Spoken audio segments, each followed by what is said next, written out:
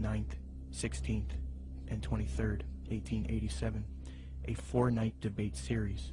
The title of the debate was, "Is Socialism Sound?" Angelique Richardson and Chris Willis from the University of London Institute for English Studies, when commenting on Besant's worldview, note, quote, "The socialist feminist Annie Besant joined the Marxist-based Social Democrat Federation, SDF, in the 1880s. Annie Besant met the founder of Theosophy, Helena Blavatsky, in 1890, and she quickly read Blavatsky's material. Besant recorded her first acquaintance with Blavatsky. She wrote, quote, "I was standing with my hand in her firm grip and looking for the first time in this life straight into the eyes of HPB. We rose to go, and for a moment veil lifted, and two brilliant, piercing eyes met mine, and with a yearning throb in the voice, 'Oh, my dear Mrs. Besant, if you would only come with us.' I said a commonplace, polite goodbye, and turned away with some inanely courteous and evasive remark. 'Child,' she said to me long afterwards, 'your pride is terrible. You are as proud as Lucifer himself.'" Besant would get involved with the secret society known as Freemasonry. In 1902, she established the International Order of Co-Freemasonry, and then set up lodges all over the world with theosophic underpinnings. Theosophy, Freemasonry, and Marxism are all connected with the New Age movement. Besant would become president of the Theosophical Society in 1908. As I give you the history and lay the framework for the origins of the modern New World Order ideology and the New Age movement, it is important to note the role of Freemasonry. As previously noted, Theosophy and Freemasonry were somewhat affiliated in the late 19th century. In fact, Helena Blavatsky received an honorary degree of Apprentice Companion, Perfect Mistress, Sublime Elect Scotch Lady, from the Rite of Adoption. She was awarded with these titles by the 33rd degree Freemasons John Yarker, M. Kaspari, and A.D. Lowenstock. Here is a reprint of the Masonic certificate that Blavatsky received.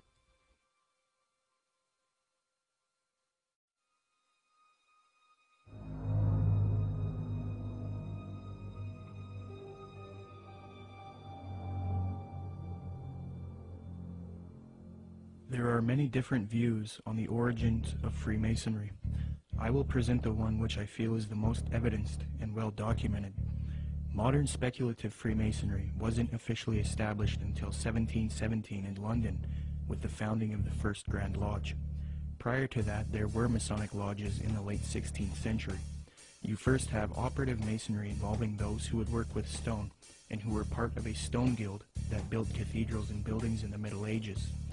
Around the 17th century, these operative Masons started accepting people into their craft who were not simply stoneworkers. Soon Masonry was not simply limited to stoneworkers. They then later developed into modern speculative Freemasonry of today, which involves secret handshakes, codes, symbolism, mythology, and legendary. The earliest documentation of the word Freemason is in the calendar of the Coroner's Rolls of the City of London.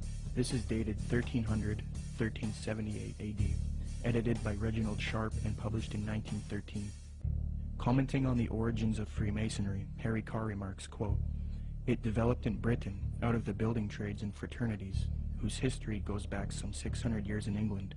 I do insist, however, that our present-day speculative Freemasonry is directly descended from the operative Masonry, whose beginnings we can trace back to the earliest record of organization among Masons in 1356.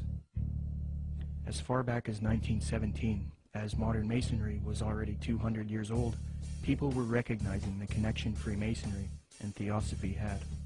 In the 1917 work, Heresies Exposed, W. Host remarks, quote, "Freemasonry viewed doctrinally is Theosophy." With respect to the previously mentioned Zeitgeist films and the Zeitgeist movement, I will demonstrate that after a thorough study into these teachings of Theosophy and Freemasonry, it becomes quite clear that this film and movement, which has captivated so many truth seekers, is nothing more than the externalization of Theosophy, Freemasonry, and the New Age to the public. This is important because if it turns out that Zeitgeist is leading people into Theosophical and Freemasonic ideologies, it means that rather than standing against the New World Order One World Government agenda, like the anti-New World Order movement is supposed to be doing, truth seekers are actually associating themselves with ideologies and organizations that are connected to the New World Order, which I will also demonstrate. I will now qualify this hypothesis since I have laid the foundation for Theosophy and Freemasonry. Theosophists and Freemasons, as part of their esoteric doctrine, taught that Jesus was the sun god, the S-U-N, in the sky, and that he was based on the age of Pisces within the zodiac. The Marxist Theosophist Annie Besant taught her students, quote, "Then the sun retrograded into Pisces at the time of the birth of Jesus Christ, the Pisces influence being shown by cures performed by stepping into pools of water, Christ choosing his first apostles from fishermen," unquote. Similarly, the founder of Theosophy, Helena Blavatsky, taught, quote, "Ichthus, a fish. Some of his early disciples were fishermen. Pisces, a conventional shape for the fish," unquote. The notorious Freemason Manly Palmer Hall taught, quote, "During the age of Pisces, the fish was the symbol of divinity, and the sun god fed the multitude with 2 small fishes." In another context, Blavatsky reinforces Theosophy's belief about Jesus, quote, "For the salvation of the world, this was the sun, shorn of his golden rays, and crowned with blackened ones, symbolizing this loss as the thorns. Jesus and even Apollonius of Tyana were but epitomizers of the history of the sun." These doctrines are very sacred to Theosophists and Freemasons. The first section of the first film, Zeitgeist, externalizes these same Theosophic and Freemasonic beliefs, fringe views that historians and scholars dismiss. Zeitgeist repeats, quote, "Jesus is the Son of God. Now Jesus is the figure who ushers in the age following Aries, the age of Pisces," unquote.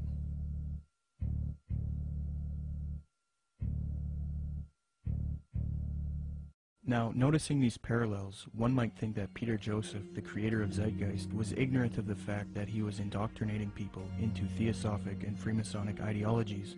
However, Zeitgeist is not only spreading these doctrines of Theosophy and Freemasonry, but Zeitgeist also associates itself with prominent Theosophists, Freemasons, New Agers, and occultists in their own transcript for the film, leaving little debate as to the connection it has to these groups. Zeitgeist listed all of its sources for the film in its online transcript, and among the names of people appealed to are Helena Blavatsky, the founder of Theosophy, the Freemason Albert Churchward, New Ager Acharya S., New Ager occultist and theosophical apologist Jordan Maxwell, the Druid Gerald Massey, Edward Carpenter, the socialist and acquaintance of Theosophist, Freemason, and Marxist Annie Besant, the Freemason Manly P. Hall, and the Druid Godfrey Higgins, who is associated with Helena Blavatsky. The fact that Zeitgeist chooses to associate itself with these prominent Freemasons, Theosophists, New Agers, and occultists shows us why the truth movement should avoid them. It is a well-known fact that these same esoteric organizations have openly stated that they wish to indoctrinate the public with their esoteric religious ideas and externalize their views to humanity, eventually resulting in a new world order for the age of Aquarius, which they all await with anticipation. Let me qualify this. As Theosophy grew, it produced another prominent woman named Alice Bailey, born June 6, 1880.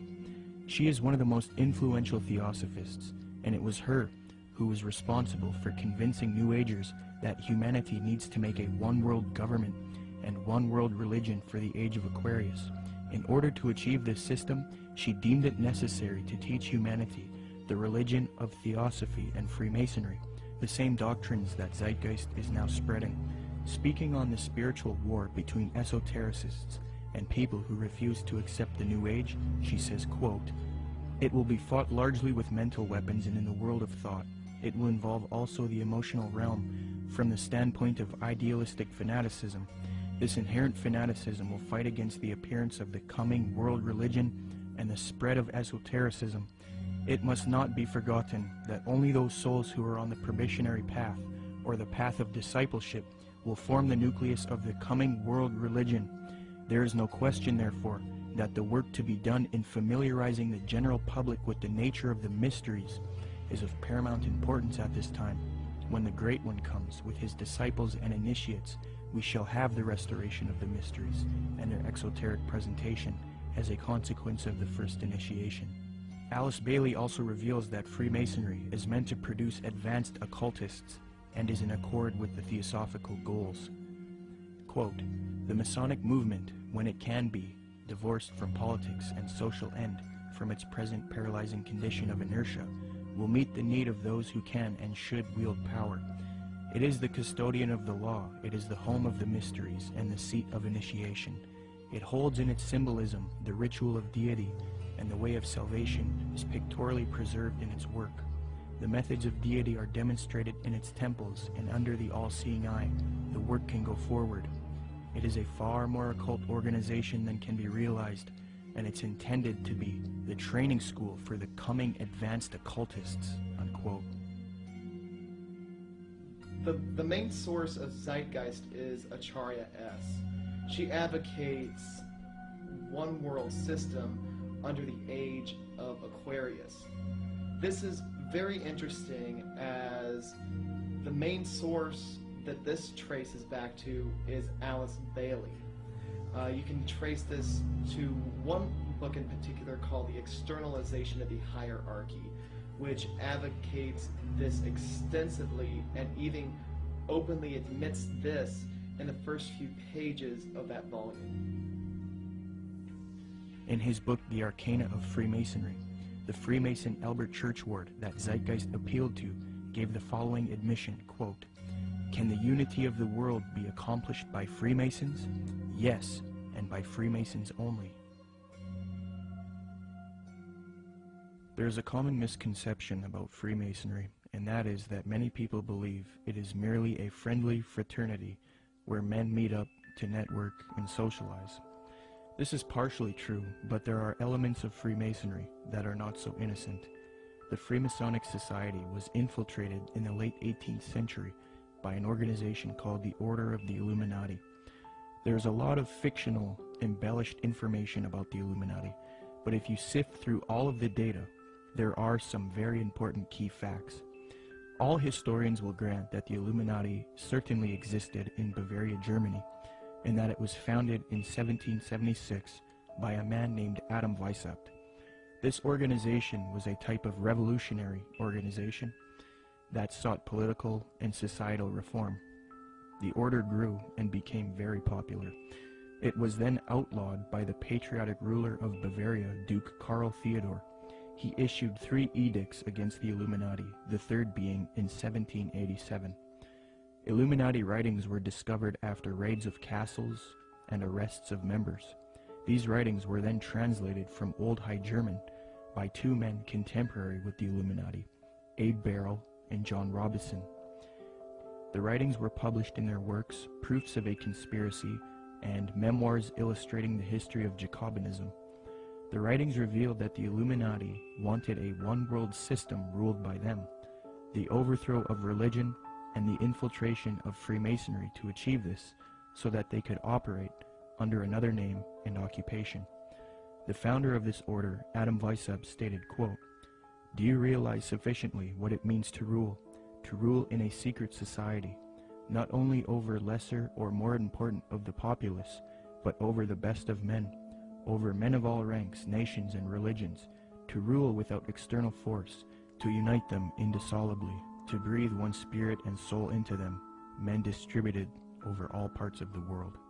The prolific Freemasonic author and historian Albert Mackey reports, quote, "To give the order a higher influence, Weishaupt connected it with the Masonic institution, after whose system of degrees in esoteric instruction and of secret modes of recognition it was organized. The order at first was very popular, and enrolled no less than 2,000 names upon its registers, among whom were some of the most distinguished men of Germany. It extended rapidly into other countries, and its lodges were to be found in France, Belgium, Holland, Denmark, Sweden, Poland, Hungary, and Italy. The original design of Illuminism was undoubtedly the elevation of the human race, but it cannot be denied that in the process of time, abuses had crept into the institution, and that by the influence of unworthy men, the system became corrupted. So fused with Freemasonry in the 18th century was the doctrine of elitism and globalization, the overthrow of religion, namely Christianity. The question is, did the Illuminati cease to exist after it was outlawed in Bavaria, or did it live on? According to